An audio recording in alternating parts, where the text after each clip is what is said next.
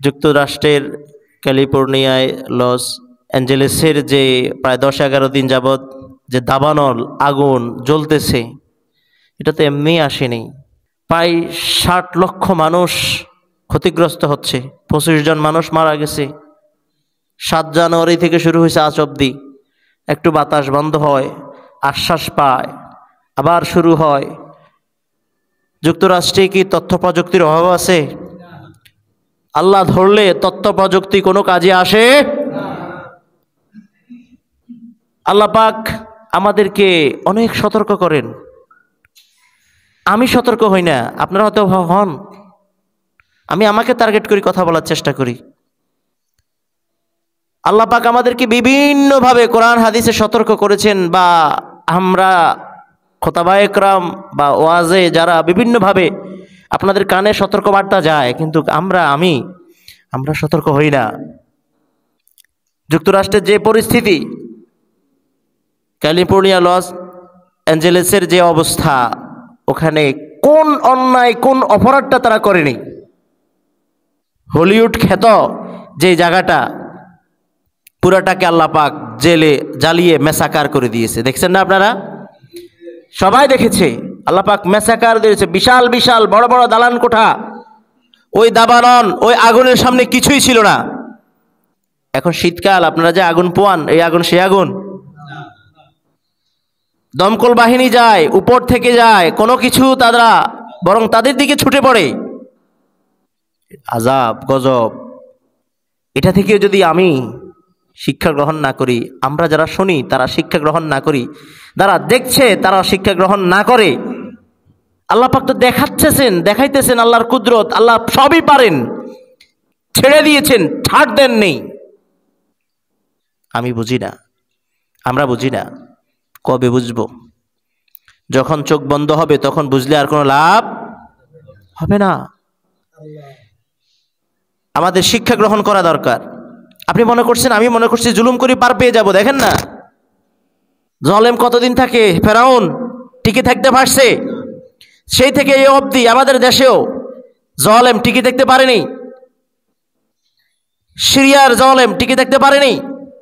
যত জালেম, কেউ টিকে থাকতে পারবে না। জালেমের অবসান, জুলুমের অবসান ঘটবেই। আল্লাহ পাকের বিধি লঙ্ঘন করার কারণে যুক্তরাষ্ট্রের ক্যালিফোর্নিয়ার যে দুরবস্থা, সব মেসাকার। 60 লক্ষ মানুষ ক্ষতিগ্রস্ত, বাড়িহারা, যেখানে উন্নত বিলিয়ন বিলিয়নের ডলারের মালিক যারা, শিল্পপতির উপরে যারা আছে, তারা এখানে থাকে। তারা ভাবছিল কি, তারা চাইছিল ওখানে থাকে একজন তারকা ছিল। সে 2019 সালে একবার বলছিল যে ফিলিস্তিনিদের উপর যত পারো তত মারো, যা লাগে আমরা দিব। তারা ফিলিস্তিনিদেরকে জ্বালাইতে চাইছিল, আল্লাহ পাক তাদেরকে জ্বালিয়ে মেসাকার করে দিয়েছে। এই কুদরত কার? কি ভাই, আমরা যদি এটা দেখেও যদি শিক্ষা গ্রহণ না করি, জালেমরা, শ্রীলঙ্কার জালেম স্বৈরাচার ছিল, শেষ করে দিয়েছে। বাংলাদেশের স্বৈরাচার ছিল,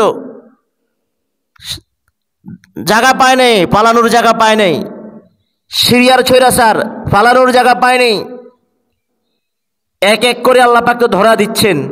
আমাকে ধরবে না কি? আপনাকে ধরবে না কেন? আমি বুঝি না। এখনো যদি অনুধাবন না হয়, চক্ষু বন্ধ হলো, অনুধাবন হলে আর কোনো লাভ হবে না। শিক্ষা গ্রহণ করা আমাদের জন্য অতীব জরুরি। আল্লাহ পাক হাদিসের মাধ্যমে জানিয়ে দিয়েছে এই দাবানল কেন আসে, এই অগ্নিকাণ্ড, এই আযাব গজব কেন আসে। অনেকগুলা কারণ আছে। কারণের পরে আল্লাহর রাসূল বলে দিয়েছেন, ফারতাকিবু ইনদা যালিকা রিহুন হামরা। তোমরা যদি না শোনো, এই অন্যায় অপরাধগুলি যদি করতে থাকো, ফারতাকিবু ইনদা যালিকা রিহুন হামরা, তোমরা গরম হাওয়ার জন্য অপেক্ষা করো। গরম হাওয়া তোমাদের কাছে আসবে, তোমাদের দিকে ধাবিত হবে, তোমাদের দিকে ধেয়ে আসবে। এই যে দাবানল তো গরম হাওয়া থেকে আস্তে আস্তে বায়ু দূষণ হতে হতে আগুন ধরে, এভাবে তো আসতেছে।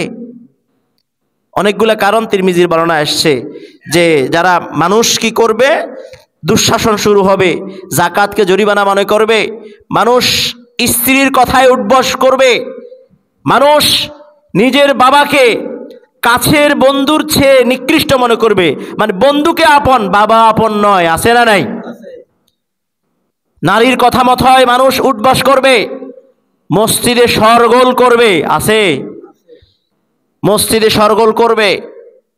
সমাজের নিকৃষ্ট ব্যক্তি সমাজ পরিচালক হবে। মানুষ ভয়ে আরেকজনকে সম্মান করবে, পিছনে গালি দেয়, সামনে সম্মান করে। আছে না নাই? ভয়ে মানুষকে সম্মান করে। এইভাবে অনেকগুলা কারণ উল্লেখ করছেন। আমার আলোচ্য বিষয় অন্যটা, এই জন্য আমি এটা বলছি না।